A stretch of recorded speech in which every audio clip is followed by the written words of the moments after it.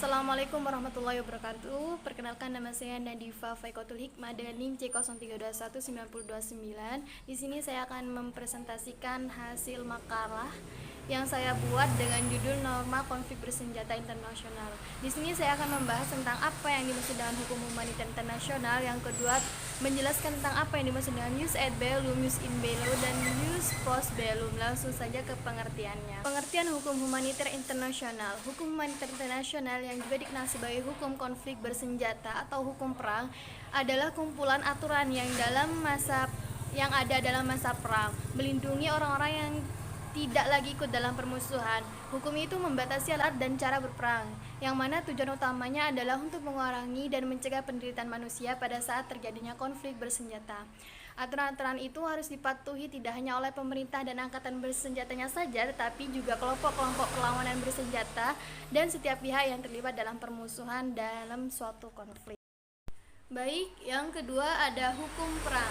Istilah hukum humaniter atau lengkapnya disebut international humanitarian pada awalnya dikenal sebagai hukum perang, yang kemudian berkembang menjadi hukum sengketa bersenjata dan pada akhirnya dikenal dengan istilah hukum humaniter. Sedangkan menurut Mokhtar Kusumatmaja membagi hukum perang sebagai berikut. Yang pertama, jus in bello, yaitu hukum yang berlaku dalam perang. Yang kedua, jus ad bellum, yaitu hukum yang mengatur dalam hal bagaimana negara dibenarkan menggunakan kekerasan bersenjata. Ketiga, ada jus ad bellum. Jus ad bellum merupakan ungkapan bahasa Latin yang berarti hak untuk mengambil jalan kekerasan.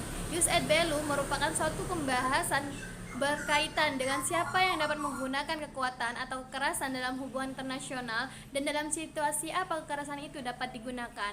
Yang berarti jus ad bellum menegaskan bahwa untuk menggunakan kekerasan adalah terbatas. Tidak semua negara mempunyai hak untuk menggunakan kekerasan dan tidak pada setiap kesempatan kekerasan tersebut bisa digunakan.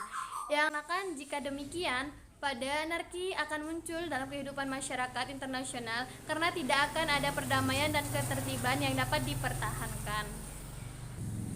Yang keempat ada jus in bello. Jus in bello adalah hukum yang berlaku dalam perang. Hukum ini dibagi lagi, yaitu yang mengatur cara dilakukan perang, yang biasanya disebut Hequi laws, sedangkan yang mengatur perlindungan orang-orang yang menjadi korban perang yang lazimnya disebut Geneva laws. Jus in bello juga sebagai seperangkat hukum yang akan berlaku setelah perang dimulai, yang bertujuan untuk mengatur bagaimana perang dilakukan tanpa mempertanyakan bagaimana atau mengapa perang dimulai. Baik, yang terakhir ada jus post bellum. Jus post bellum yakni untuk keadilan pasca perang, adalah konsep yang terkait dengan etika fase gencatan senjata termasuk tanggung jawab untuk membangun kembali. Idenya memiliki beberapa silsilah historis sebagai konsep dalam teori perang yang adil. Jus post bellum terhubung dengan jus ad bellum. Misalnya dalam hal itu yang bertujuan dinyatakan yang membenarkan perang, apakah menghentikan genosida atau mencegah agresi, membebankan kewajiban pada kekuatan yang berperang untuk mencoba. Bahkan setelah berakhirnya perang, untuk membawa hasil yang diinginkan, jus post bellum sebagian besar dalam konteks jus ad bellum secara erat menghubungkan perang dengan tujuan perdamaian pasca perang, yang mana fakta yang mapan bahwa perdamaian adalah akhir perang yang diinginkan, karena setiap orang mencari perdamaian bahkan dalam berperang, sedangkan tidak seorang pun mencari perang ketika berdamai. Demikian presentasi yang dapat saya sampaikan, kurang lebihnya saya mohon maaf. Wassalamualaikum warahmatullahi wabarakatuh.